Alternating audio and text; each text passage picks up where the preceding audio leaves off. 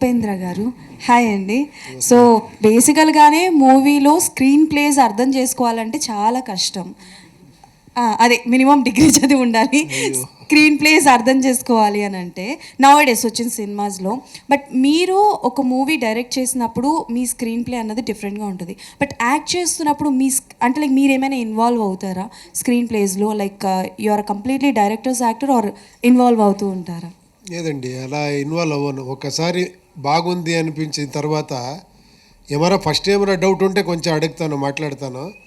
ఒక్కసారి ఓకే అయిన తర్వాత చిన్న చిన్న సజెషన్సే ఉంటుంది అంతే. ఈ గెటప్ ఓకేనా ఇది అని అడుగుతాను, ఈ డ్రెస్ ఓకేనా అంటే అడుగుతాను. డైరెక్టర్ చాలా కాన్ఫిడెంట్గా ఇదే బాగుంటుంది మీకు అంటే అంతే అని చేసేస్తాను. బట్ వన్ థింగ్, మిమ్మల్ని ఆన్ స్క్రీన్ చూసినప్పుడు your costume is completely different. అంటే ఎంత డిఫరెంట్ ఉంటుందంటే అది రియలిస్టిక్కి దూరంగా ఉంటుంది. And even the vehicle also, మీరు బైక్ మీద వచ్చే వెహికల్ ఆల్సో, సో దాంట్లో ఎంతవరకు మీ ఇన్వాల్వ్మెంట్ ఉంటుంది? ఒక ఫిలం అండి నాకు ఇది చేసింది ఉపేంద్ర అని ఒక ఫిలం చేశాను. అది ఏమంటే ఒక సైకలాజికల్ సబ్జెక్ట్, లోపల ఎలా ఉంటే బయట అలా ఉంటాడు. అది ఇంతవరకు ఎవరూ మర్చిపోలేదు. ఇంతవరకు ఇప్పుడు అదే అడుగుతారు, సార్ అలాంటి ఒక ఫిలం చేయండి అని. నేను అదే ఒకసారి చూడండి మీరు అంటాను. దాంట్లో విచిత్ర డ్రెస్ వేసుకుంటాను, హెయిర్ స్టైల్ ఏమో చేసుకుంటాను. ఇప్పుడు అందుకే అలాగే ఒక వేరే రకంగా ఒక కొత్త గెటప్ ఇచ్చారు director. But that one was crazy, చాలా బాగుంది. థ్యాంక్ యూ అండి. డైరెక్టర్ గారు సార్, నేను మీ మూవీస్ అన్నీ చూశాను సార్. నేను చిన్నప్పటి నుంచి మీ మూవీస్ చూస్తున్నాను సార్. అయితే నాకు రక్త కన్నీరు సినిమా, ఆ సినిమా నాకు చాలా ఇష్టం సార్. నేను ఎంతో ఏడ్చాను. ఇప్పుడు రిలీజ్ ట్రెండింగ్ నడుస్తుంది కదా, ఆ సినిమాని ఏమైనా రిలీజ్ చేసే ఛాన్స్ ఏమైనా ఉందా సార్? ఏమో ఇది వింటే ఆ ప్రొడ్యూసర్ ఏమరా వినిన తర్వాత డిసైడ్ చేస్తే చేయవచ్చు డెఫినెట్గా. మునిరత్నం గారు ప్రొడ్యూసర్ అది.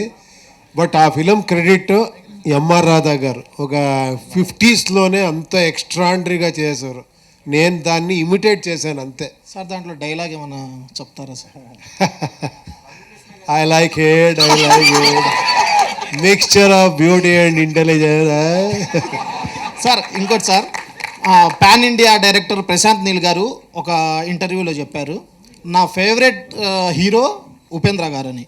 ఆయనతో ఏమైనా కలిసి మీరు హీరోగా ఏమైనా సినిమా తీసేది ఉందా సార్? లేదు, ఆయన చెప్పింది నా ఫేవరెట్ డైరెక్టర్ అని. బట్ ఇప్పుడు నా ఫేవరెట్ ఆయన అయిపోయారు.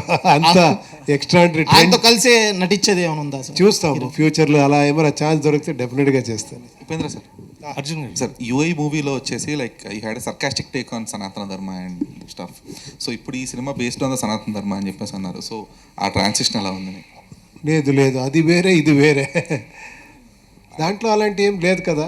కొంచెం సర్కాస్టిక్ టేక్ తీసుకున్నారు కదా అందులో ఎండింగ్లో. సర్కాస్టిక్గా